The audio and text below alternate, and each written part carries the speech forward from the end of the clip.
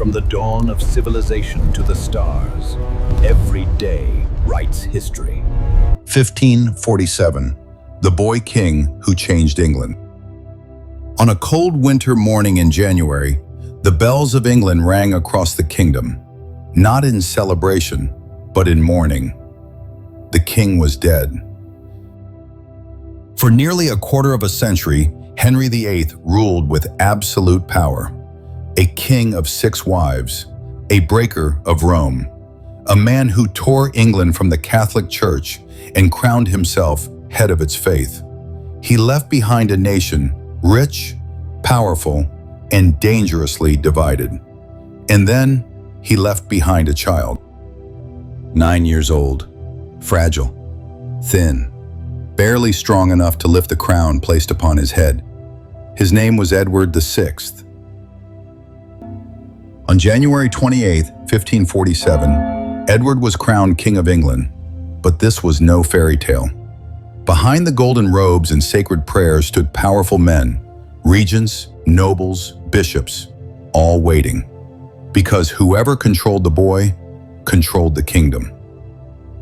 Yet Edward was not what many expected. He was not careless, he was not weak in mind, he was deeply educated, obsessed with faith, a true believer in Protestant reform. While other children played, Edward studied scripture. He wrote about theology. He debated religion with scholars twice his age. And he believed, with unshakable certainty, that England must be purified.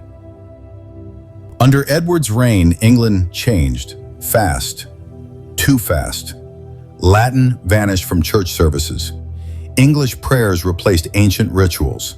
Statues were torn down.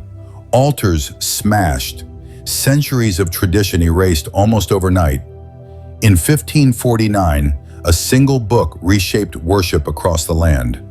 The Book of Common Prayer, one service, one faith, one England. At least, that was the plan. But the people were not ready. Rebellions erupted in the countryside, villagers rose up, farmers fought soldiers, churches became battlegrounds. Thousands died.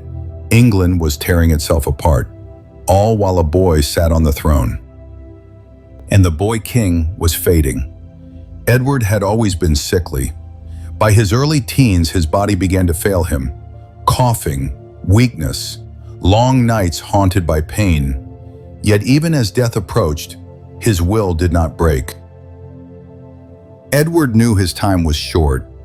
And before he died, he made one final decision, a desperate attempt to protect England's Protestant future, a choice that would plunge the nation into chaos and bloodshed.